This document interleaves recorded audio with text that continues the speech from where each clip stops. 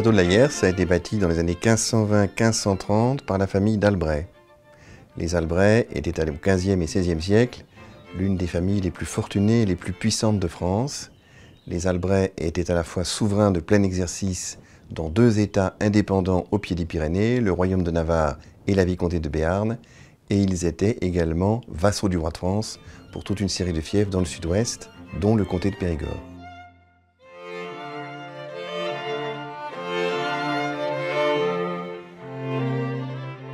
Et donc, à l'intérieur de ce comté de Périgord, ils ont fait bâtir à Brantôme le château de la Hyères, dans un style absolument révolutionnaire, totalement nouveau par l'époque, inspiré exclusivement par la Renaissance italienne. Il n'y a à la Hyères aucun élément qui rappelle l'architecture médiévale, et pour les années 1500-1550, c'est absolument exceptionnel. C'est le seul exemple en Périgord de château bâti dans un style exclusivement Renaissance.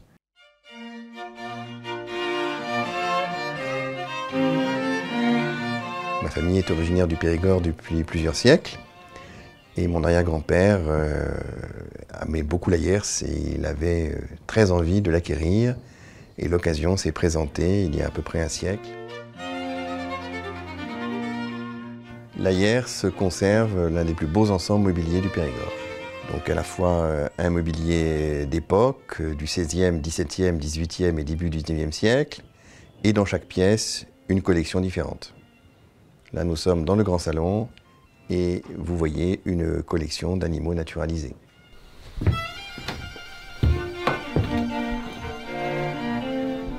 Jusqu'à une période récente, le château de la Hyères n'était pas ouvert au public à l'intérieur. Seuls les extérieurs et les grottes étaient montrés aux visiteurs. Et à partir du moment où j'ai décidé d'ouvrir l'intérieur, il fallait que les visiteurs puissent voir des éléments mobiliers particulièrement intéressants. Mais en plus, je disposais d'importantes collections qui étaient entreposées dans le grenier, dans des soupentes. Et au lieu de les laisser dormir là où elles étaient, à partir du moment où j'avais pris la décision d'ouvrir au public l'intérieur, il était particulièrement intéressant d'en faire profiter les visiteurs et de leur montrer ces collections accumulées au fil des décennies ou des siècles ou des années. Et là, nous sommes dans la salle à manger où il y a fort opportunément une collection de porcelaine de Limoges.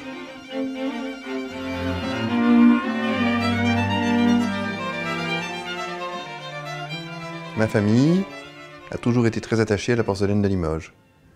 Limoges des Patronins de Brantôme, 90 km, et on a toujours aimé la porcelaine de Limoges et on l'a toujours collectionnée dans la famille. Une attirance particulière pour ce type de porcelaine, sans doute en raison de la proximité du centre de production.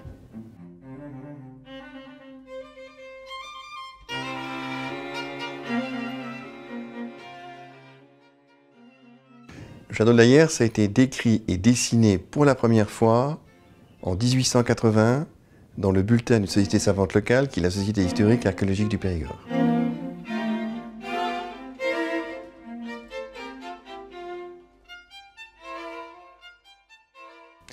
En 1939, les Alsaciens ont été obligés de quitter leur région sous la menace allemande et beaucoup se sont réfugiés en Dordogne.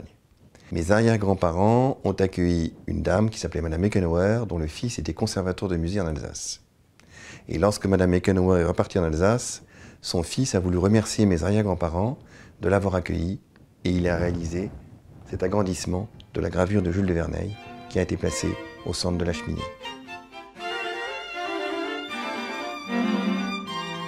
J'ai un attrait pour l'art, j'ai de nombreux centres d'intérêt dans des domaines extrêmement variés et l'histoire de l'art et l'art, dans toutes ses composantes, m'ont toujours beaucoup attiré.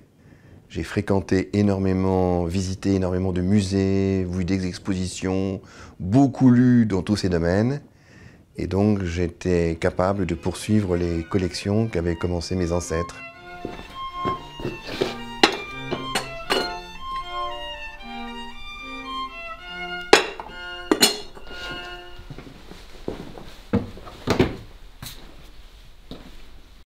Nous sommes dans ma vieille cuisine périgourdine, qui est l'un des plus beaux exemples en Périgord de cuisine ayant conservé tous ces ustensiles traditionnelle utilisée pour confectionner nos mets périgourdins et une cuisine qui est dédiée tout entière à la gastronomie de notre région.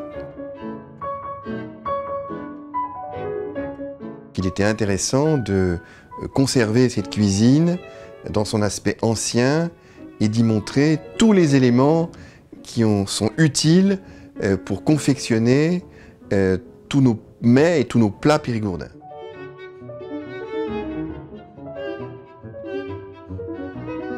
Ici, nous sommes dans un escalier dit à volée droite, ou escalier rampe sur rampe, ou escalier sur plan carré. Les escaliers de ce type ont succédé aux escaliers à vis ou en colimaçon qui avaient cours au Moyen-Âge. Et l'escalier de la Hyères, l'escalier à volée droite, a été bâti dans les années 1520-1530 et il s'agit de l'un des tout premiers escaliers à volée droite du Périgord. Alors au départ, il était entièrement en pierre, comme vous le voyez ici avec ses marches et ses paliers en pierre. Et puis au XVIIIe siècle, les marches étaient usées, incurvées, et donc elles ont été recouvertes de bois.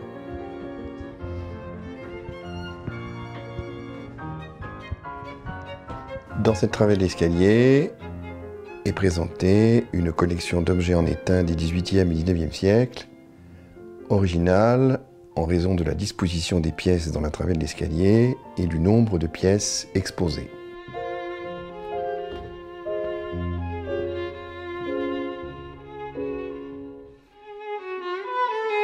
Nous sommes dans le petit salon bibliothèque, qui n'est pas la bibliothèque principale du château, mais où sont conservés de nombreux ouvrages précieux des XVIIe, XVIIIe et XIXe siècles.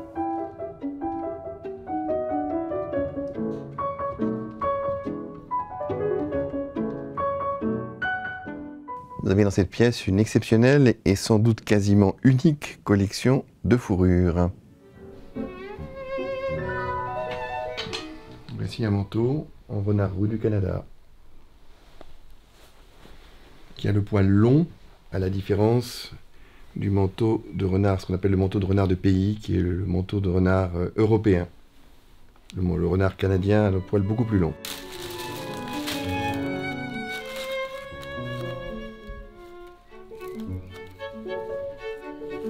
Les collections du château de la Hyères sont quotidiennement entretenues, surveillées, voire augmentées. Leur agencement est modifié pour améliorer la présentation au public.